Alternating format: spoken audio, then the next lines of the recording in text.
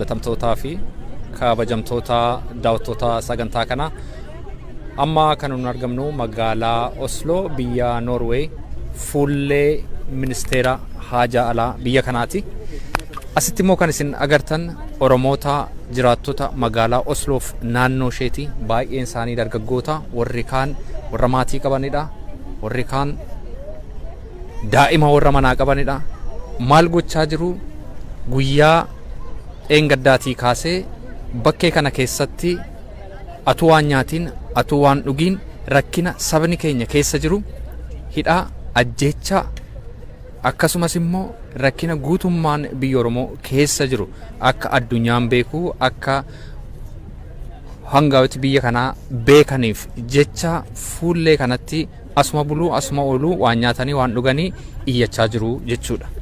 Mee kanaaf maaltu isaan kakaase? Kanarraa bu'aan argame maali? Yaadumti akkasitti mormii isaanii dhageessisuu kun eessaa dhufee isa jedhu baruudhaaf qindeessaa qophii kanaa kan ta'e dargaggoo Misgaanaan haasofsiisaa dargaggoo Misgaanaa, mee akkamittiin waan kana qindeessitan? Yaadi isaa eessaa isinii burqe? Galatoon yaada kana kakaafne dargaggoonni nuti ana fakkaatan hiriyoota koo wajjin yeroo baay'ee hiriira hawaasni waamu irratti hirmaachaa turre. Hiriiruma baaneeti galla malee lagannaa nyaataadhaan addana bulanii oolanii haala qilleensa biyya kanaa keessatti gochuun baratamaa mini. Biyya kana keessatti illee godhamee hin beeku.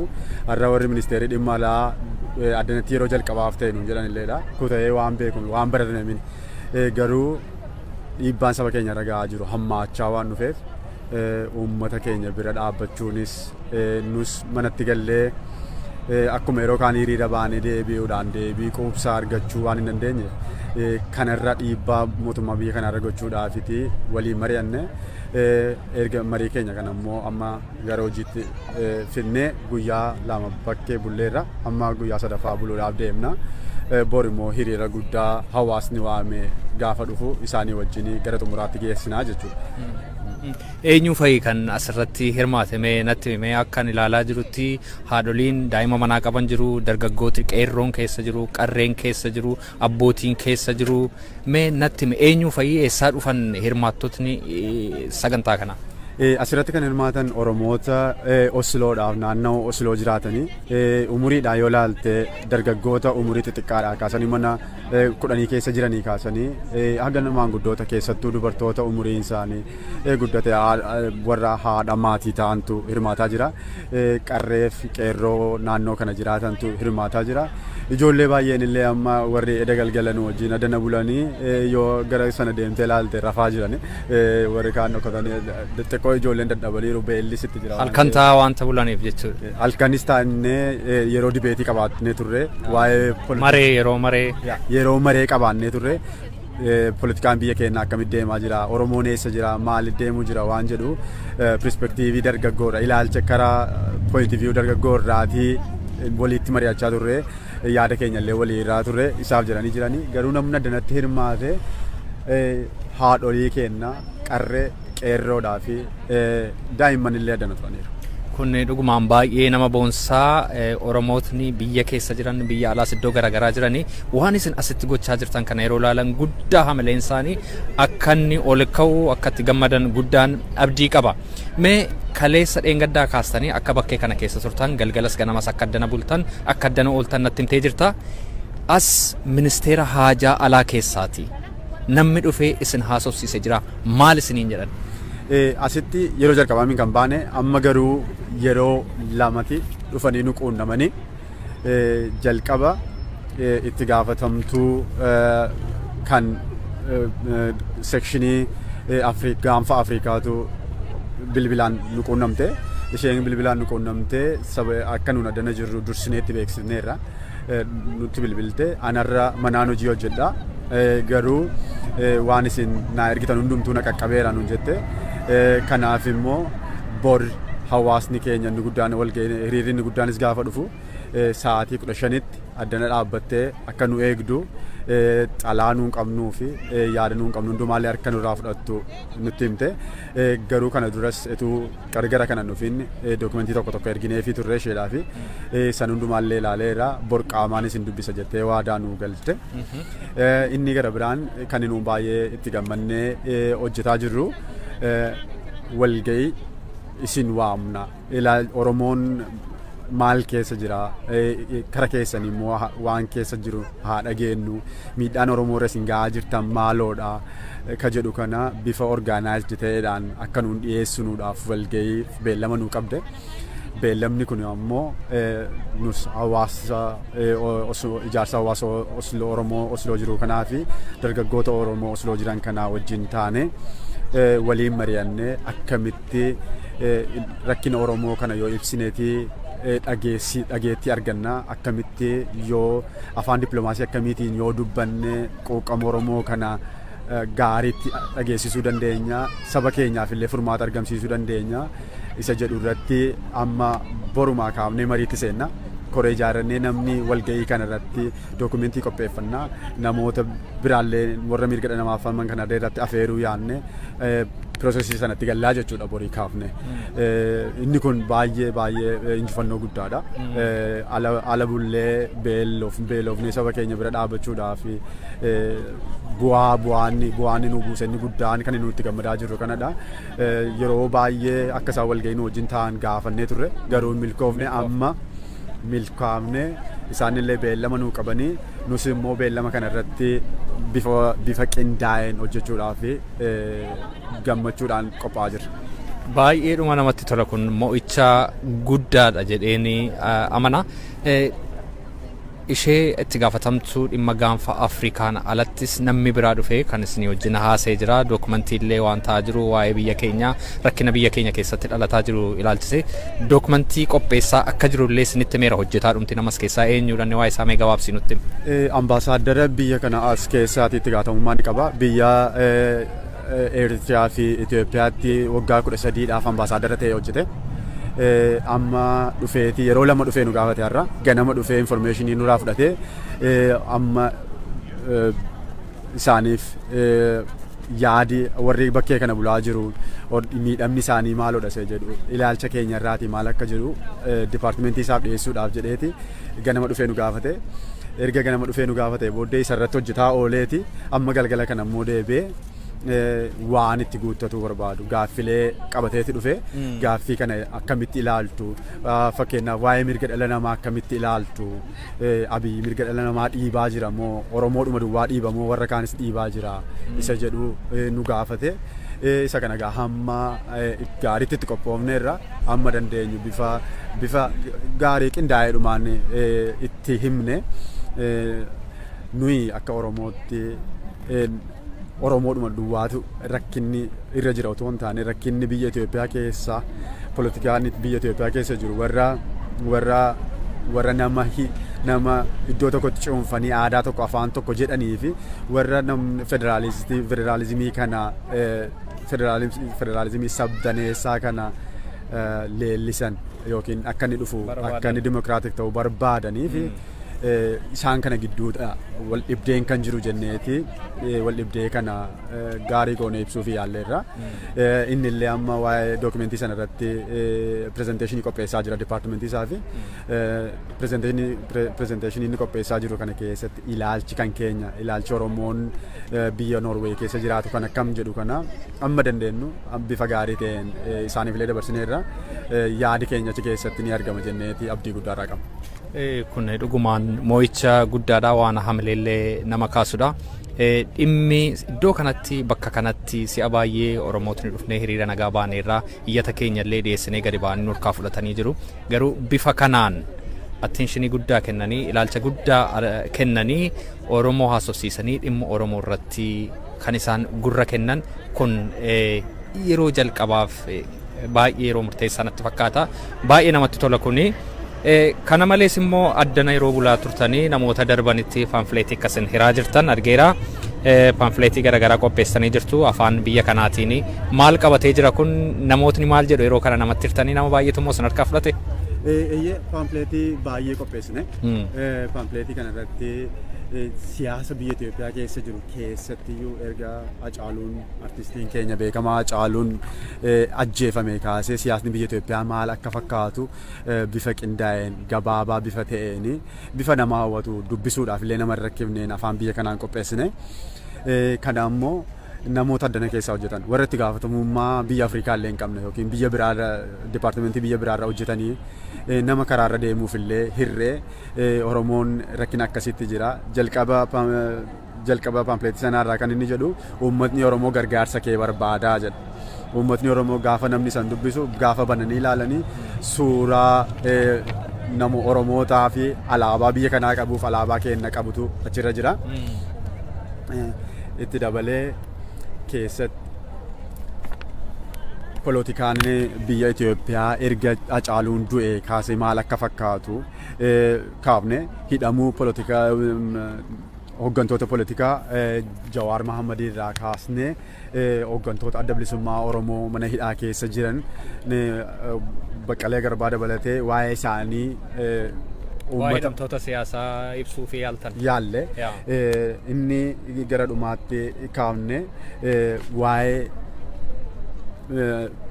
Oromoo protestis kan amma 2020tti bifa haaraadhaan deebi'e kuni maaltu kana jalqabsiisee akkamitti immoo deemaa jira galiinsaa immoo maaloodha waan jedhu bifa gabaabaa ta'een barreessinee namootaaf hiruu yaalle haga ammaatti gara 400 nama fireerra ammallee hedduminaan qopheessaa jirra borillee namootaaf hiruudhaaf deemna. Kun dhugaa dubbachuudhaaf baay'ee waan gaarii nu ta'e namni illee akkuma salphaatti informationii gaarii dhimma keenya irraatii argataa jira jechuudha. Kun wanta guddaadha. Guddaan si galateeffadha. Misgaanaa hojii guddaa hojjetaa jirtuu fi akkasumas immoo as keessatti hojii adeemaa jiru kana qindeessaa waan jirtuuf.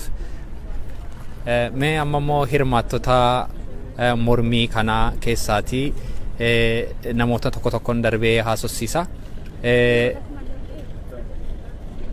Dastaa'e mee naa kottu al tokko. Maali dhimmi iddoo kana si fidee maal gochaa jirtu iddoo kanaati mee kana nutti himi. Dhimmi iddoo kana nu fide egaa beekamaadha. Qerroon Oromoo fi guutummaatti ilmaan Oromoo biyya keenya keessa jirani. Baay'een bineensaan nyaatamaa jiru, baay'een abiddaan gubachaa jiru, baay'een rasaasa mootummaadhaan du'aa jiru, baay'een gudeedamaa jiru. Eenyuufuu kan inillee mootummaa haraamuutu biyya keenya qabatee jira. Isa kanaaf saba keenyaaf sagalee taana enneetu nyaataaf hojiiyyuu lagachuudhaan iddoo kanatti guyyaa kaleessaatti qabnee walitti qabamnee jirra. Kanaaf iddoo kana jirra. Mee ati daa'ima guddistaa hojii hojjettaa itti gaafatamni manaallee sirra jira garuu atuma kun jiru immoo dhiistee waa'ee saba keetiif sagalee ta'uudhaaf mormii kee immoo dhageessisuudhaaf iddoo kana jirta inni kun hin ulfaatu? Ammam yoo ulfaatellee lubbuu irra hin caalu yoo dhabee hirriba koon dhabaa isaan immoo lubbuu dhabaa jiru. Baay'een immoo tuma akka koo mucaa isaanii guddifachuu barbaadanii mucaa xinnootu jalatti gudeedamaa jira. Mucaa xinnootu jalaa du'aa jira. Haadhatu mucaa irraa du'aa jira. Ilmoon ituma akkuma ijoolleen kanaan jaallatanii ituma haadha isaanii jaallatanii haadha fuuldura isaaniitti du'aa jirti. Abbaatu fuuldura isaaniitti du'aa jira. Lammiitu hacuucamaa jira gatii ta'ee fi hacuucaan lammii sun mana sin teessisu naan jedheeti kanan ijoollee koo dhiisee hojii koo illee dhiisee jireenyi kan koo ittan deebi'asa jedhuuni ala kanatti argamu yeroo kana sagalee saba kootiin taa'edhe. Kun dhugumaan guddaa waan namatti toludha waan nama boonsudha. Dastaa'e guddaan si galateeffadha. Mee bohaarsituu ati immoo kottume bohaarsituu baay'een keessan hin beektu jedheen abdadhaa daawwattooti sagantaa kanaa. Bohaarsituun artistii beekamtuudha saba Oromoo mara biratti beekamti. Bohaarsituu amma immoo addana jirtaa saba keetiif sagalee ta'uudhaa fi mormii kee dhageessisuudhaa fi daa'ima manaa qabdullee manatti dhiistee hojii kee isa mana jirullee dhiistee addana jirtaa. Mee maal dhimma addanatti si fide? Duraan dursee ani hireetan naa kennuufuu galatoomin siin jaa. Kanatti aansuun wanni arra na dirqee asitti na fide ummata keenya ummata biyyaa kutaa Oromoo kutaa 11 keessaa bifa naasuun qabnee mootummaan kun duguugaa jiru ajjeesaa jiru. Kanaafuu isaaniif sagalee ta'uuf nuti arra gartee nyaata laganneeti kaasitti baanee lagannaan nyaataa tun ammoo homaa ta'ee nutti mul'atu. Nyaataaf dhugaatiin guyyaan tokko dhiifne kun guyyaa 3 dhiifne rakkoon qabu. Isaan lubbuu isaanii qaalii keessa deebii hin qabne nuuf jecha kennaa jiran, biyyaaf kennaa jiran, saba isaaniitiif kennaa jiran. Kanammoo nuti waan biraa isaanii wajji lubbuu kennuu hin dandeenyu.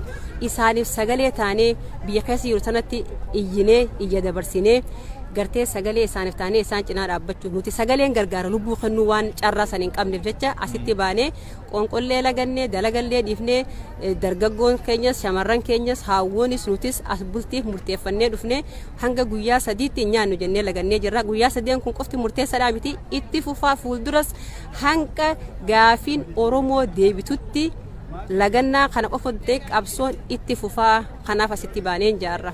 Guddaan si galateeffadha bohaarsitu. Mee saba keenya gidiraa garaagaraa keessa jiru rakkina keessa jiru biyyaa mootummaan gidirsaa jirtuun maali dhaamsati qabdu? Qeerroo biyya keessaati immoo haqaaf falmachaa jiruuf maali ergaati qabdu mee? Galatoomii gaafuma keessa kiyya na gubaa jirtu na gaafatte gaafin tuni yeroo cufa afiifuuf gaafachaatiin jira. Bifa kamiinin carraa akkamii argadheetiin uummata kiyyaaf dhaamsa dabarsa kaniin juu waan na dhagamu na gaafatte ani dhaamsan qeerroo biyya keessa jirtuuf dabarsu. Qeerroo fi qarree biyya keessa jirtuun qabsoo walirraan cinne tagodhaa jirtan isin lubbuu teessan qaalii nuuf dabarsanii kennitan. Nuti immoo yaadanis qabeenyanis waa hundaan isin cina jirraa rakkina yerootiif hin jilbifatinaadha. Itti fufaan ja'an maaliif haalli kun ni dabra.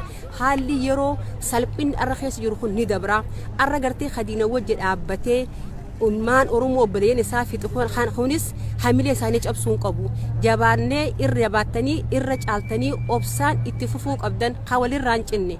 Amma fakkeenyaaf biyya keessa dubartootatu hiriira bahaa jira. Amma yeroo har'aatan dubartoota bahaa jira. Dubartoonni kun ammoo amma qeerroo bira kutee wanni Oromoo guutuu warra biyya jiruuf dabarsu bifa kanaan ni ulfaata. Bifa ammatti deemaa jiru kanaan Oromoon hoguu tokko ka'ee tokko taa'u awwadaay fincila dura dhoose. Dubartoota awwadaay fincila dura dhoose. Dubartoota awwadaay galmee seenarratti qalama diimaa mul'atu galmeeffamtanii jirtanii. Kanaafuu hedduu jajjabaadha. Fakkii uummata Oromoo kutaa 11tiif taatan achirraa kadhoohe fincilli kun achirraa dhoohe kutaa Oromoo hunda keessatti dhoohaa jira. Warra biraatanis teessanii ilaalinaa obboleeyyan keessan ka'ara dhumaa jiru kana dubartoota mana iskuulaa mana barumsaa keessatti guuranii gudeedamaa jiran kana faraqaawwanni tun akka isin hin geenye jabaadhaa. Humna takkaan bakka takka kaa'anii Oromoon kutaa 11 keessa jirtu dubartoonni kun bakka takka kaa'anii akka fincila kan itti fufaniin dhaamsa dabarsaa fi warri hin ka'inis walirratti ilaalinaa ka'aa wal cinaa dhaabbadhaan ja'an humna takkaan kana malee furmaanni biraan jiru. Dhumaatinis mana teenyis waan dhumu jiruuf jecha mormii walirraan hin cinne dubartoota fi ijoolleen akka saalan addatti bahaa jiran kana walirraan cinne itti fufuu qabaniin jaguu kun ka'u kun taa'uu qabu. Kanaatu gabrummaa nurratti dheeressitu jira. Gartee hidda gabrummaa kanaa jabeessaa jira. Hidda gabrummaa kana fonqolchuuf ummanni Oromoodha waliigalaan keessa fi alaan harka wal qabatee waan kana ka'u. Dubartoota ka'e kana dubartoonni kutaa 11 ka'uu qaba. Maaf ta'an ummanni amma Harargeen kaatee jirti. Ummanni awwadaa irraa akkasitti amma magaalaa adda addaa kaleessa ka'aa jira, arra ka'aa jira. Ummanni biraatis Arsii, Baalee, Wallagga, Shawaa, Boorana kutaan Oromoo 11 ka'uu qabdi. Dubartoota kunniin dabarsu rabbumaa jaati kaa wal cinaa dhaabbadha humna waliif taha. Hogguu haan humna isaa laaffise haani kuta. Haan humna laaffise haani kuta. Kun ta'uu qabu. Humna takkaan dinnee fincillee jaati humna takkaan kaa mallattoo diddaa gabrummaa kirista humna takkaan kaati fincilaan jaan akkasumallee furmaani takkaan dhufu kun dhumee kun dabra kanumaan dhaamaaf. Guddaan si galateeffadha artiist bohaarsituu. Egaa walitti deebinaa yeroo biraa immoo akkuma kana dhaamsa saba keetiif qabdu akkuma kana dabarsita jedheen abdadha. Guddaa galatoom. Egaa jaallatamtootaa fi kabajamtoota daawwattoota sagantaa kanaa sagantaan laguu nyaataaf dhugaatii kan ittiin Oromoon naannoo Oslootiif Osloo alaas irratti mormiisaa dhageessisaa jiru warra biyya keessaa miidhamaniif rakkina biyya keessa jiruuf sagalee ta'uudhaaf kan inni addanatti gochaa jiru hamma guyyaa boriitti itti fufa. Guyyaa borii immoo hawaasa Oslootiif naannoo isaatiin kan qophaa'ee hiriira guddaatu jira. Hiriirri sun naannoo paarlaamaa biyya Noorweeyitti jalqabeetu addanatti xumurama. Kanas duukaa buunee isinii gabaasuudhaaf yaalii goonaa. Qophii kanaa kan isinii qopheesse immoo ana Roobsa Makkootii guddaan isin galateeffadha.